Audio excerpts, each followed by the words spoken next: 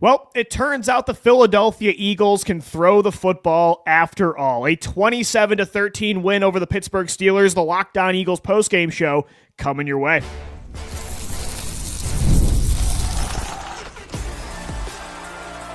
You are Locked On Eagles, your daily Philadelphia Eagles podcast. Part of the Locked On Podcast Network, your team every day.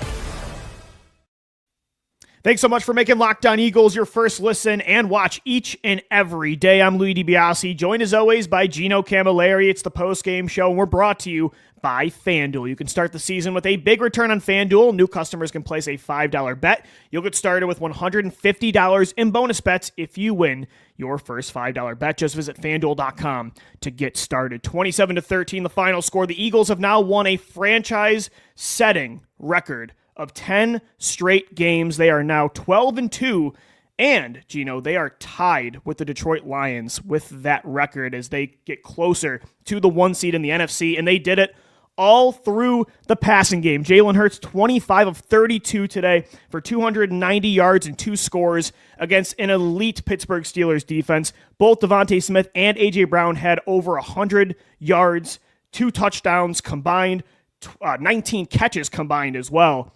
It's like every single problem they've had this year, they took to heart this week, and they fixed it perfectly. That was a coaching masterclass, but the execution on the field as well. I thought about this during the game. There's no way the 2023 Eagles, with the week of drama they had and the actual problems they have on the field and the actual solutions they had in this game, there's no way last year's team found those answers on the field or dealt with that pressure the way they did this week. This was, hats off to the coaching staff, the players. This was a statement win that they had to have. What a confidence booster knowing you can pass like this against this kind of defense just a few weeks before the postseason. This might be the most impressive in terms of, one, I would think, output over your opponent, where you just downright dominated a team which is in the top tier in the opposing conference. You swept the AFC North, which is one of the most physical divisions in all of football. And you could tell that. Look how banged up the offensive line was today, man. Oh, my gosh.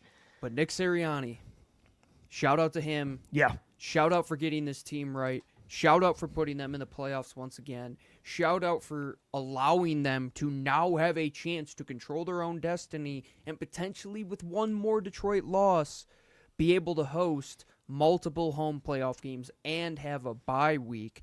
The Eagles, Lou, after the bye week for the Birds, outside of that Carolina game, we know exactly who they are. And that Carolina game, I think, was good. I think it was good to show people that, hey, even when things get a little rough, even when somebody might eat the rat poison, even when, quote unquote, we can't pass the football, there's one universal language that everybody understands in this sport, and it is winning, and it is talking with your pads. And once again, Lou, the Eagles dominated in the trenches. Their defensive line was downright insane. Their secondary held the explosive plays to a minimum outside of one trick play, and when you have to throw a trick play in the third quarter. Yeah, I was going to say the flea flicker is all they got. Yeah. That was all they really had. I have to just read this, Lou, because I think this tells you exactly the story of the football game. The Eagles' 4 scoring drives and the end of the game situation. Listen to this. First field goal, 7 plays, 54 yards. It took 3 minutes and 33 seconds. Their first touchdown, 6 plays, 70 yards, 2 minutes and 29 seconds. Their second touchdown, 9 plays, 45 yards, 4 minutes and 33 seconds. Their last touchdown, 13 plays, 47 yards, 7 minutes and 8 seconds. That's the perfect game script. script. And to put the cherry on top, Pittsburgh would punt the ball with a little over 10 minutes left in this. That was a coward game, move by right? Mike Tomlin, by the way. End of game, outside of the kneels, 18 plays, 88 yards. They would have scored if they had to. Nearly 10 minutes off the clock. Big boy dominant football on the biggest stage, America's game of the week. And that defense, Gino, is so good for Jalen Hurts. Unreal. this is one of the best games of his career. This tops the Bengals game this year. By far his best performance, like from start to finish in 2024. Again, 25 of 32, 290 yards, 2 touchdowns. He also had 45 yards rushing and a score. So he had over 300 yards total and 3 touchdowns, had the 1 fumble. But the guy was completely surgical. And like you said, that Carolina game, last year's team, they would have crumbled after that performance. This year's team needed that because they know they can win in a lot of different ways. But the one thing that was still inconsistent that they needed a confidence boost in was the passing game. And this game was important. Like, some say they should just keep running the ball, and we've said like that should still be their identity. But some like didn't really care as much about the passing problems. But I think they had to have this kind of performance heading into the postseason to know, like, yeah, we're not going to suddenly still, like Jalen had 32 passing attempts today. I don't think suddenly that's going to be the trend again. But they needed to know if this is what a game calls for, that they can do it. And to do it against Pittsburgh, now you know you can do it against anybody. Because if this would have been the performance against like Carolina, I would have still had questions. But after this game, I've got no questions. Because between Jalen and Kellen Moore, it was the perfect combination of execution and a really, really good game plan and play calling. Like, hats off to Kellen Moore. I feel a lot more confident in him after this performance than I did before this. One of the reasons why this team faltered last year, and we'll call a spade, is Nick Sirianni was kind of in a little bit over his head with the way that season 100%. went. They all One were. thing he has done this year, and this week especially, and Jay Glazer reported it earlier on Fox, how the team dealt with the situation, that they aired it out and everybody sat down and Brandon Graham apologized to the team. Who's responsible for all that? Who's responsible for just locking these guys in and getting them ready to be punched in the face? Lou, this wasn't an easy game, man. Like, Pittsburgh made you make football And it was close for a bit because of that defensive line. At one point, I'm like, how is this still only a 2-score game? And it's because Pittsburgh's physicality, like, it kept them in it. Both teams, I think both defenses, were allowing you to move the ball, but they weren't breaking when it came to field goal range. They were forcing you to kick field goals.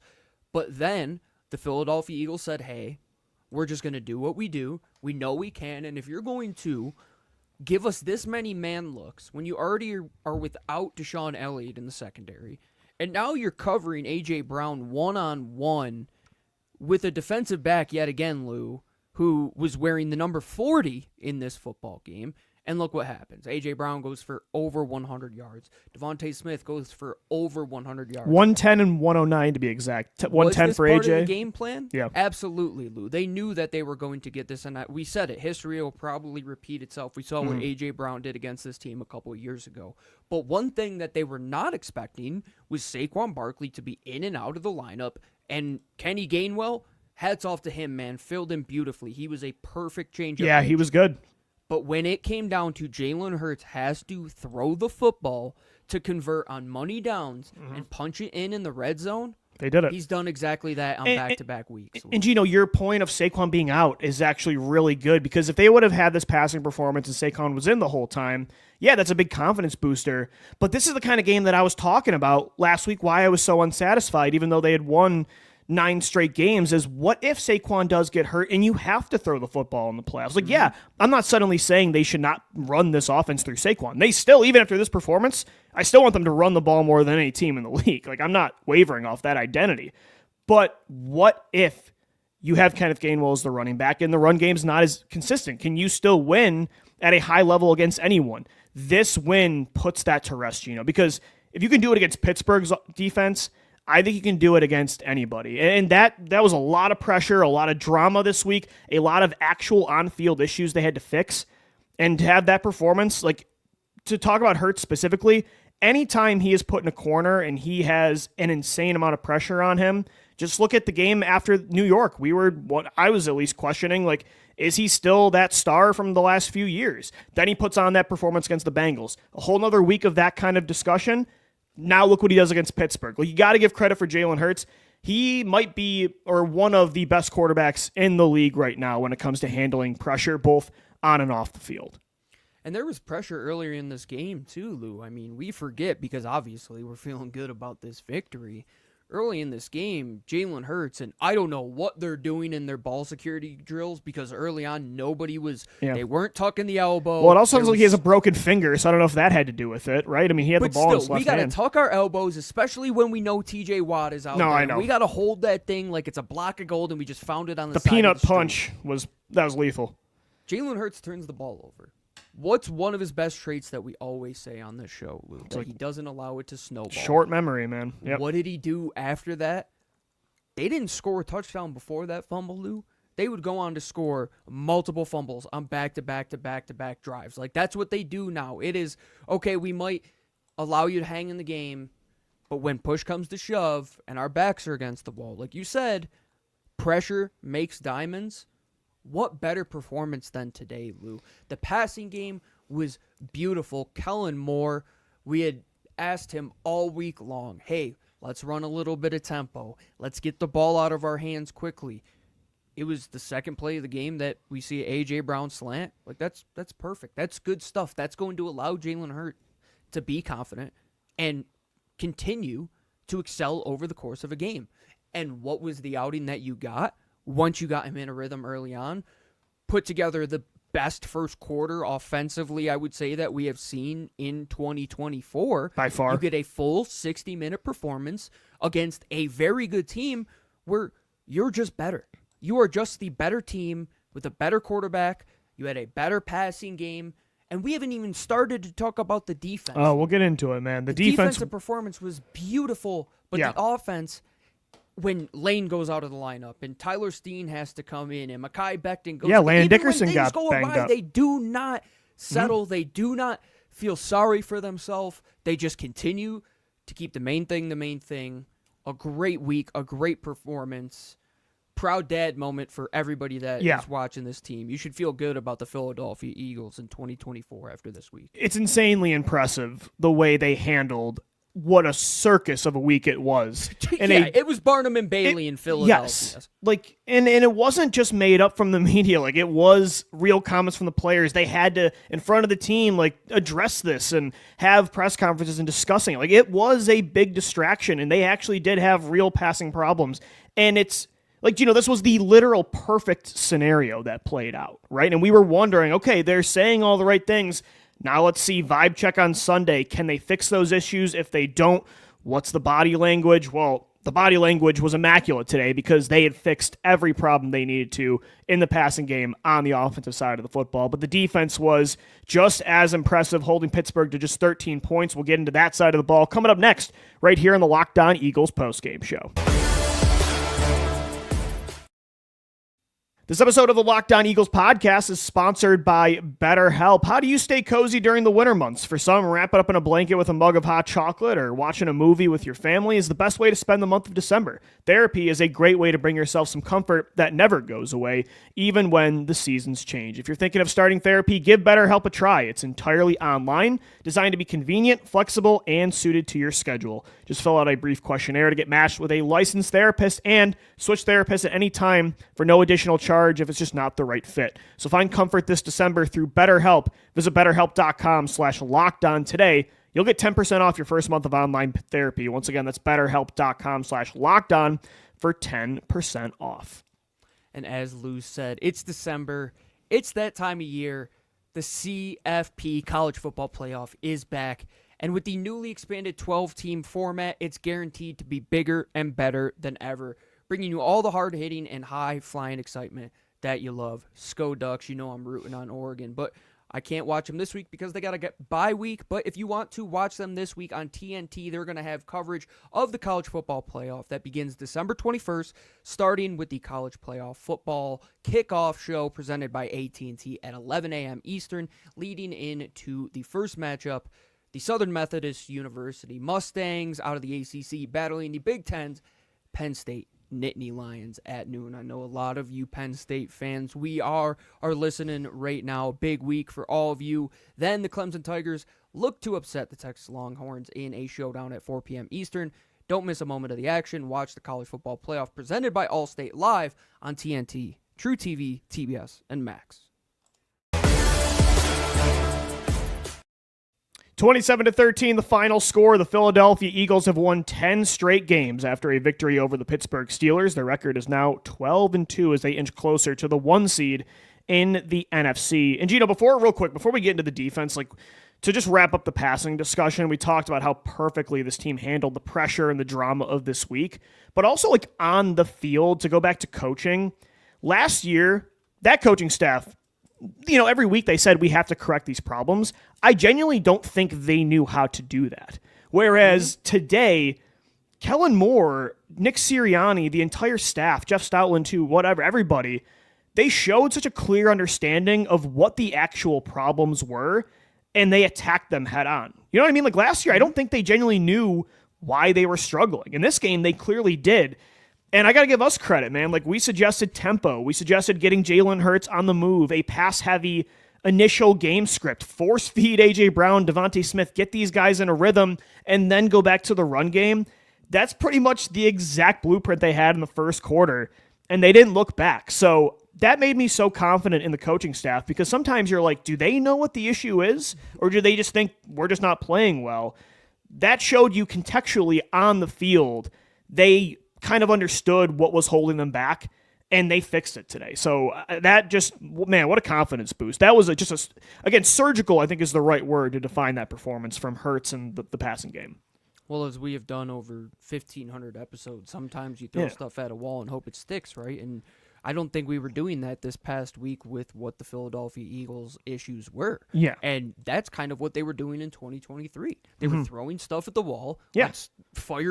Let's fire Sean Desai and that's the perfect bring in example Matt of it. Patricia. They didn't know what the bring in problem Shaq was. Leonard. Like, we didn't know how to solve problems either. We didn't Right. know what the problem was, and we didn't know how to solve it. This year, they identified the problem within the blink of an eye. They fixed it. They fixed it the next week. And again, Gino, against Pittsburgh, like I want to just focus on who they beat to do that. That's so impressive. There were a couple moments, and I think you could look at the numbers. The Fox broadcast showed you that after the first 10 or so plays where Jalen was holding the ball for like 2.5 seconds, he started to hold it for a little bit longer. Yeah. One, I thought the offensive line did an exceptional job giving Jalen Hurts time. Two, things were starting to open up downfield, and they were getting stuff in those intermediate areas. And the short stuff, it started to come easy because you had to take out the explosive element of A.J. Brown and Devontae Smith. And Pittsburgh wasn't going to get away from what they did best, and that was to stick to their defensive identity, continue to just get after the passer up front. Hopefully they can win their man matchups on the back end. But the thing is, Lou, Pittsburgh might not have the horses in the secondary like the Philadelphia Eagles do, my friend. No.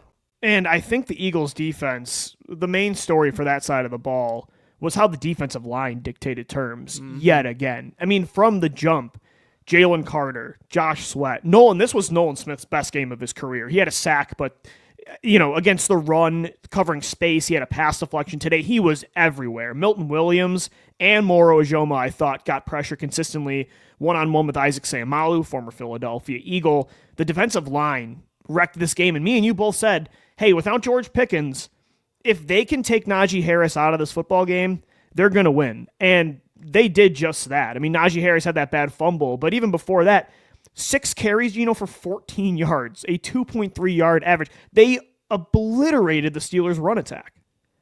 Through the first 5 drives, Pittsburgh had 0 third down conversions. They were 0 for 5. They had no first downs. They had 11 yards. The Eagles' defense, outside of one drive where Pittsburgh scored a touchdown, they're downright dominant, Lou. I don't think I realized how bad their rushing numbers were. 14 yards led the Steelers on the ground. I don't think I understood that during the game. Lou, there might be 1 or 2 drives where the defense, some things might break the wrong way, and I think the touchdown drive today was a soft penalty call, which kept that alive. Reed Blankenship, that was a nonsense bad call on the behalf of the refs. But outside of that one touchdown drive, Lou, in the beginning of the game, when Jalen Hurts fumbles it, and what do?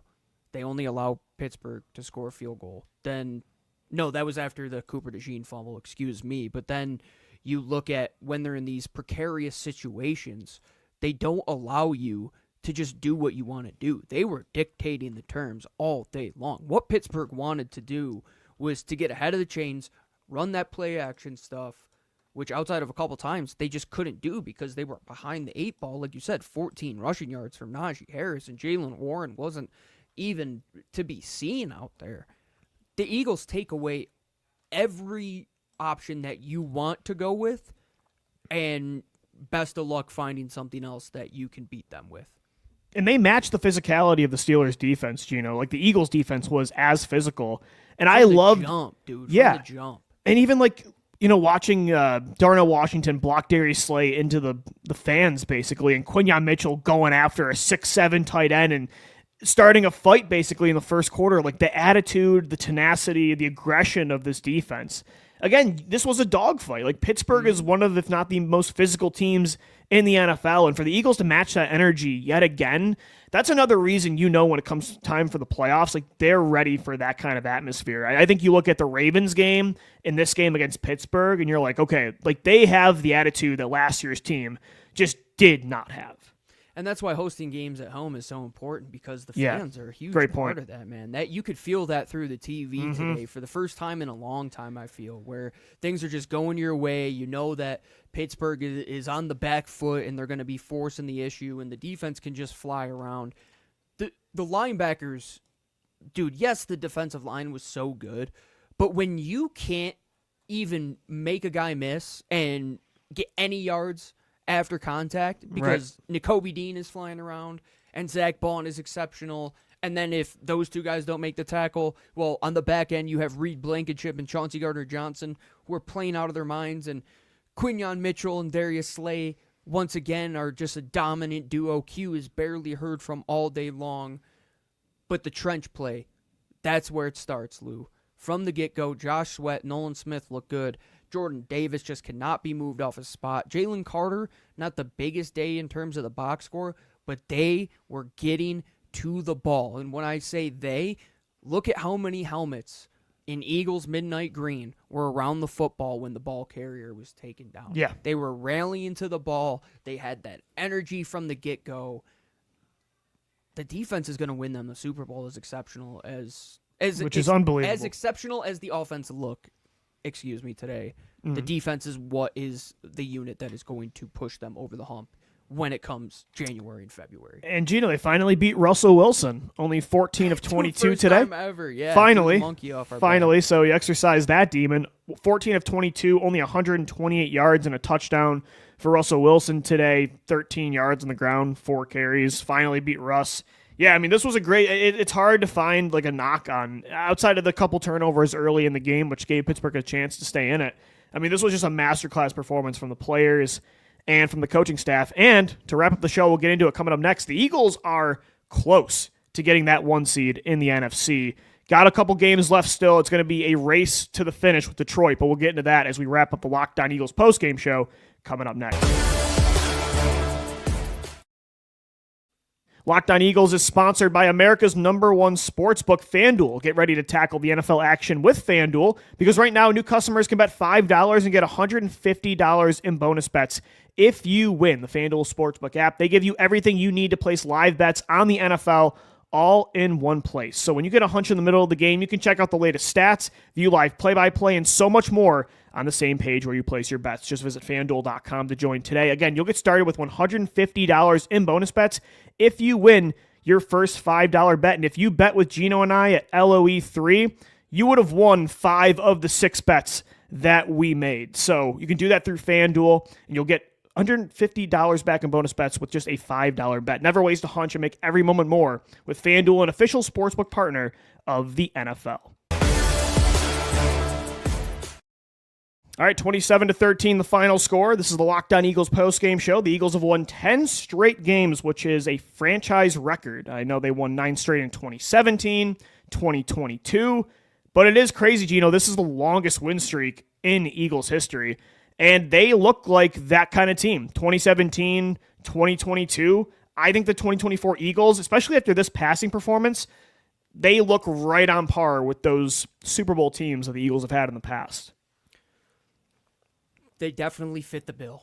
And it feels good after the week that took place. And 10 straight victories, they're not just handed to you. And Nick Sirianni, ultimate respect to him, man, because that's a lot of good coaches that were not able to eclipse that 10-win number. And your grandparents, your great-grandparents, probably your great-grandparents, it's been that long since this franchise was founded, and we got to see them win 10 straight. That's pretty crazy. What a time to be alive. I know, it is That's unbelievable. the part that I step back, and they were talking about, I think Tom Brady and Burkhardt were talking about it on the broadcast, that like these teams don't have a ton of history. And I was like, what are you talking about? These teams have a ton of history. They were a combined team. Literally a combined team. Yes, they were a team. I have a shirt in my room that says Steagles on it. It's right here if you're watching behind me on yeah. YouTube, man. Like these teams have a ton of history. This is in a term of soccer like a derby. It was the Pennsylvania Derby, man. Like there are people in this state that work with each other that